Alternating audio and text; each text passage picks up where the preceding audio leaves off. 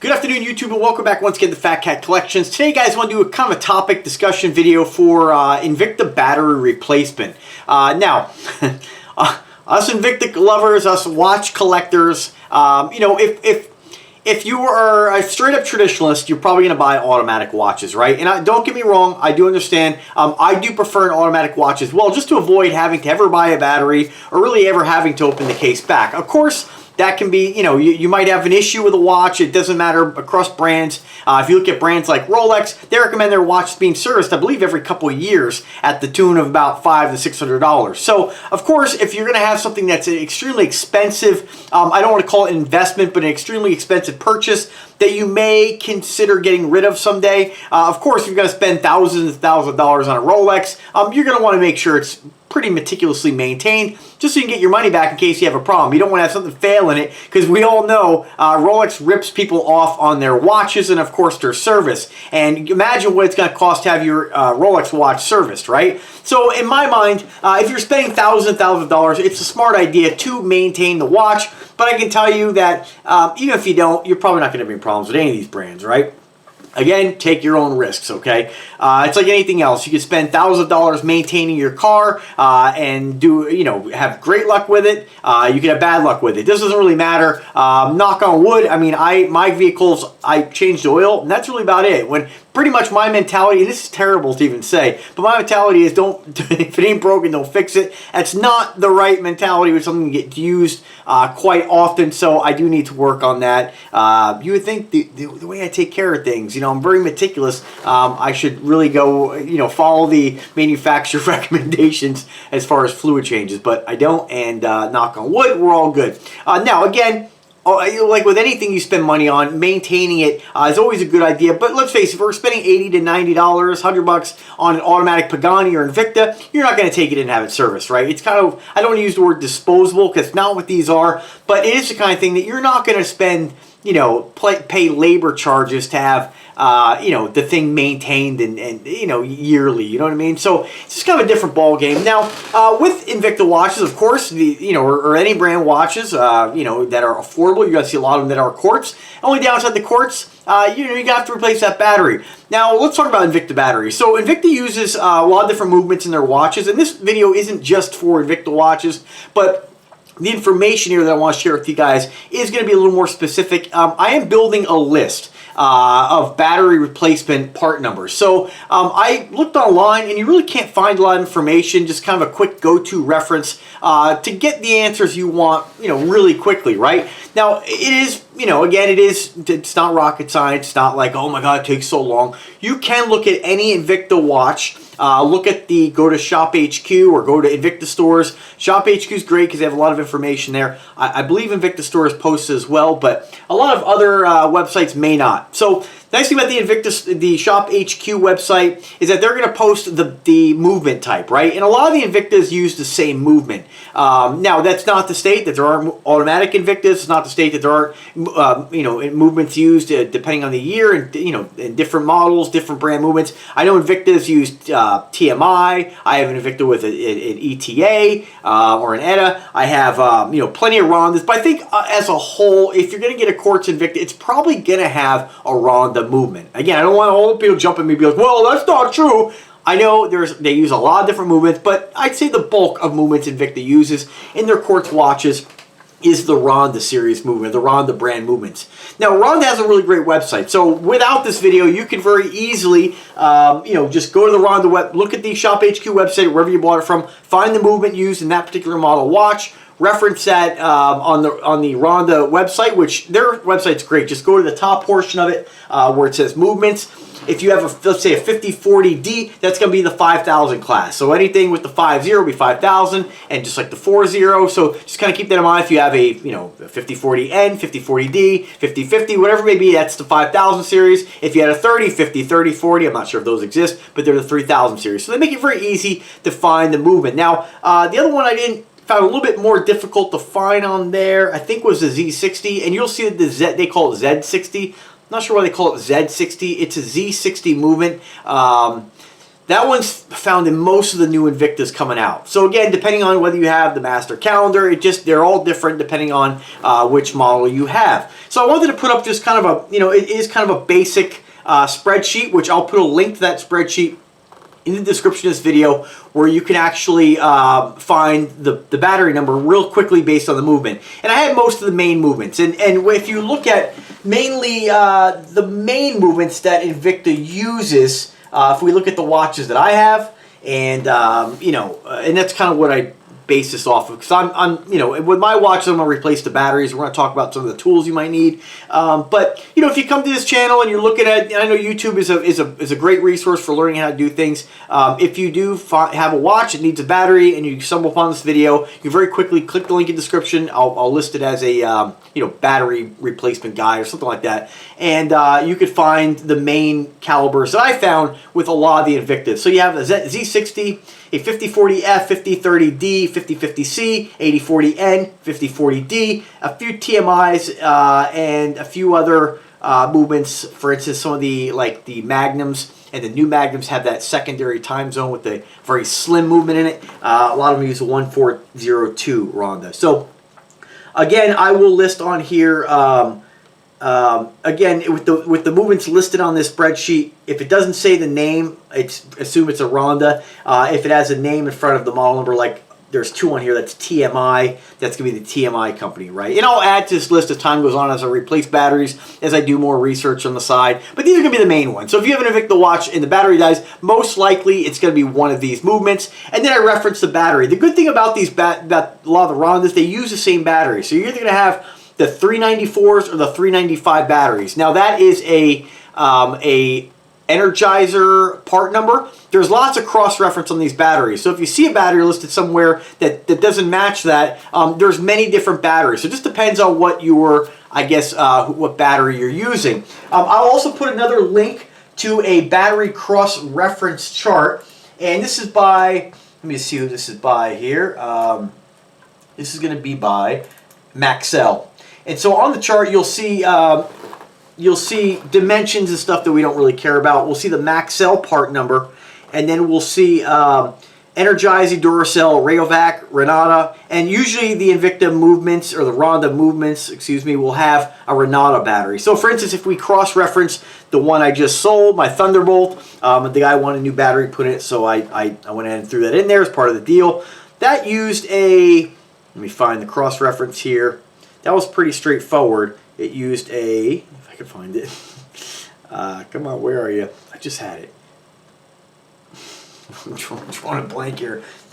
There it is. Okay, so that one used a, they list it as 395 and in parentheses a 25. The cross-reference for that in Energizer, which I went to just locally, just to Walgreens, is just Energizer 395. Again, depending on the brand, you can go with, if you were to go with the Maxell equivalent, right? Is that Maxell? Yeah, the Maxell equivalent is an SR927SW. So just kind of keep that in mind. There's lots of different model numbers on these batteries.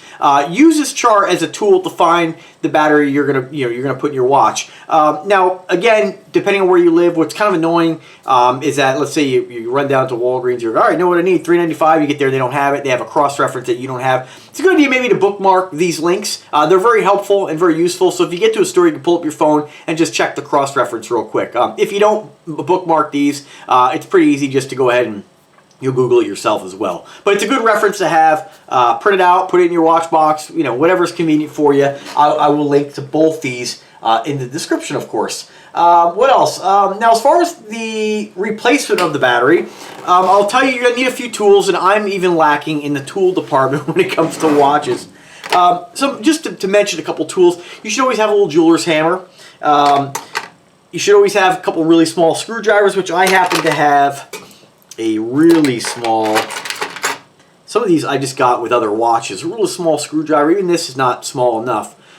So what I would recommend you do, if you're a collector and you haven't done this already, changing the batteries out is really easy. The hardest part about this is really being able to see what you're doing and not losing anything. I mean, it only takes a slip to lose a screw. So be really careful. I'd recommend doing this somewhere where you're not over a carpet.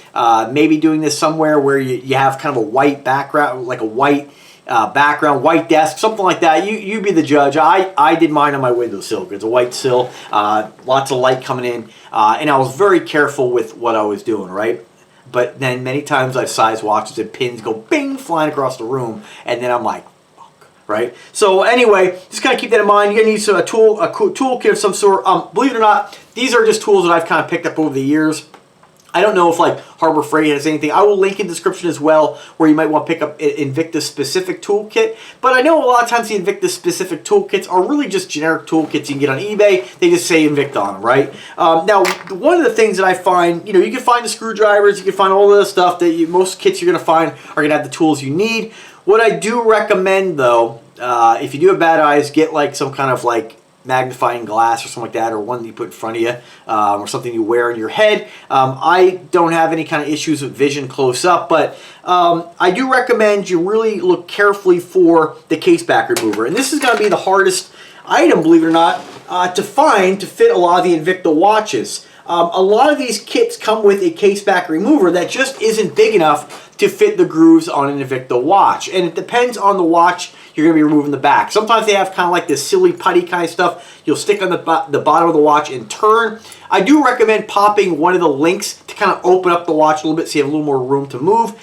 It's difficult to remove some of the Invicta bracelets at the lugs themselves. A lot of times they're kind of proprietary, and I don't really ever want to mess with damaging them in any way. So I just pop the main clasp link, pull one of those pins out with a simple, just a little push pin remover, a little fork basically, and pop that out. Then just be really careful. You might be a good idea to pick up. You can go to like one of your home stores and pick up maybe a big giant. I have this huge kind of serving platter. It's white, it's got edges. A lot of times if I'm doing something with really small parts, I'll work over that because it'll trap anything I might accidentally drop, Unfortunately, a lot of these screws you might drop, they're not the easiest thing to find, and they're hard to really locate. So something like this is a really inexpensive tool, and again, my tools section sucks. But this I've actually altered. So this used to stop right here. I actually drilled it out to accommodate roughly 52 millimeter watches. I can go further with it, but there's not a lot of material left on here.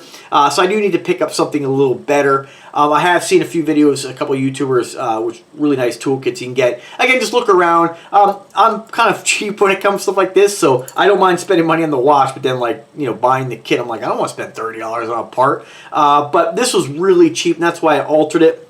To be honest with you, what I'll probably do is if I want to, start doing this more often. Like I said, I have so many watches. I usually, when the battery dies, I just don't care. I just wear it anyway. I don't, dead battery and all. So, I generally wear watches more of like a fashion piece than an actual tool. I'll just kind of share a little story with you. Sometimes I'll be wearing a watch, the battery will be dead. Somebody notices it, so they're like, "Oh, what time is it?" And I'm like, "Oh, my battery just went dead, right?" Or I'm like, "Battery's dead." You pull out your phone. But if it does bother you, then replace the battery. In this case, I replaced it on a Thunderbolt. And just so you guys know, the Thunderbolt battery, I'm not sure how the YouTube algorithm works. They might pick up what I say and recommend a video sometimes. Why is this not doing this? The watch battery for the Thunderbolt was it was a 395. And what you'll find, again, a lot of the Invicta movements do use, or which watches do use, a Z60 movement. And if we cross-reference or look at those batteries, like the 395 is used in the 5040F, the 5030D, the 5050C, the 5040N, and the 5040D. And these are just a few. Is that right? Yeah, these are just a few that I listed because of the ones that I own have these movements. So chances are, if you're an Invicta collector, you probably should stock up on the 395 Energizer batteries. And you can look, go to Amazon. I'm just gonna, the one I picked up was $6. On Amazon, you can get 10 for $6. So I'll put a link to all this stuff in the description of the video where you can get that. What I'll probably do is I'll just buy another cheap one, and I'll just be a little more careful. I'll put it on a drill press, I'll clamp it down, and I'll extend this out a lot further in order to accommodate, or to allow this to adjust a little further out. Because if you buy this just right from eBay or Amazon or wherever, these cheapy ones are not going to get large enough to take the back off of like a Sea Hunter. Again, this was maxed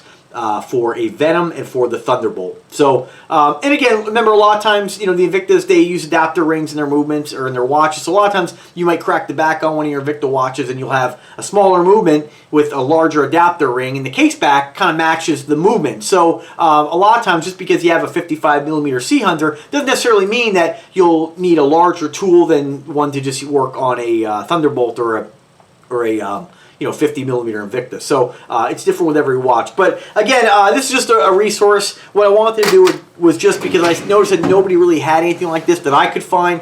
Even guys who put up pretty good content as far as how to size the watches, how to replace the batteries often. Even those channels, I couldn't find any kind of reference chart where you could just simply buy it.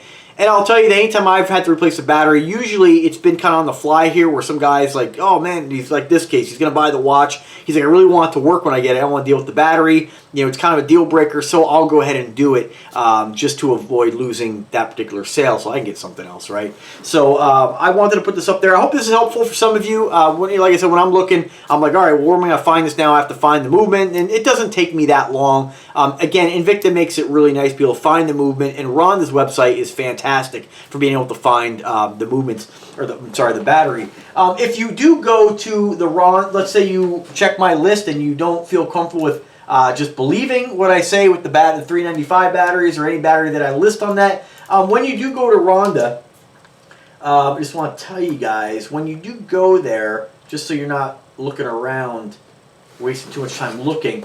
If on the top of the heading, if you just see movement, just click that. Let's say we're looking for a 5040. It says Rhonda StarTech 5000. That's going to be your heading. Click that, or your clickable button, and it's going to list really cleanly all the 5000 series movements. So it starts off with 5010B and goes all the way through all their movements. When you click one, so I'm just going to click, for instance, the 5040N. When you click that, scroll down to the section that says specifications, and if you scroll down there, you'll see pretty quickly under technical specs, you'll see on the 1, 2, 3, 4, 5, 6, 7, 8, on the ninth I guess bullet point or paragraph or sentence, you'll see standard battery 395. So if you do want to double check my work, by all means, do so. Because if you're going to buy these batteries locally, you get ripped off for them. So you don't want to run out, have me tell you something, have it be wrong, which I have checked this work. But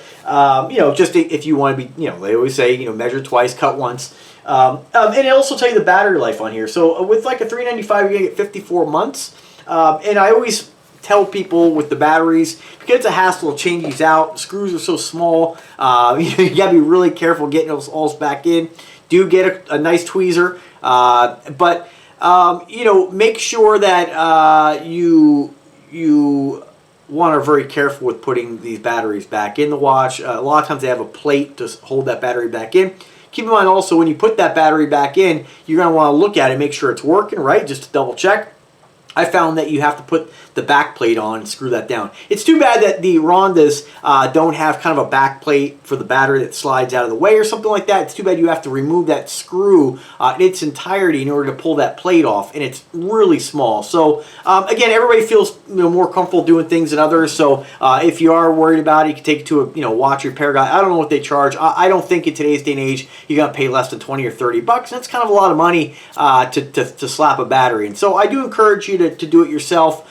Just be careful, take your time. Remember, all these parts are threaded, so don't be grinding anything. Everything should be smooth when you're putting it back together, especially the case back, and just kind of keep that in mind. But that's about it. Oh, I forgot to mention, when you do put the battery in, remember, your Invictas, the Rondas will go into power consumption mode if you pull the crown to the number 2 position. That's the case with a lot of watches, a lot of quartz watches. But with the Rondas, you're going to save 70% of that power. So when they say 54 months, I do believe that's 54 months with the crown completely screwed down in an operating mode, which is pretty amazing. If you want to extend that battery life, pull it to the number 2 position, save 70%. You don't have to deal with this so often. The things with a lot of Invicta collectors I've seen, as they start to collect. They buy more, a whole bunch of watches, and they kind of slow a little bit like I have. But then all of a sudden, all these batteries start going. So kind of a pain in the butt. So anyway, guys, hope that was helpful. Again, if I can help you guys in any way, if you have questions or comments or whatever, drop me those. Send me an email, send me a comment. I'm always here to help you guys out no matter what. Thank you for watching the video, and if you have any suggestions or you want to add some information to the chart, let me know. I'll be more than happy to add it. So have a great day, guys. Subscribe to the channel, and take care.